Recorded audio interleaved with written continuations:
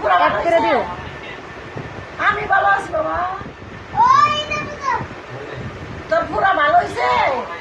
ওই যে বলা পুরা ওই যে কখন বললাম কত হয়ে গেছে না? শুনছে। কত হয়ে গেছে না?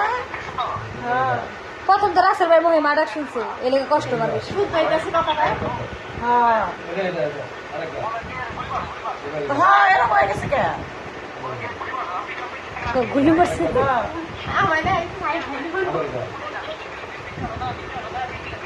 হ্যাঁ তুমি কি করো? ভাত খাইছো কিছু? কি সমস্যা আছে? ভালো আছো বাবা?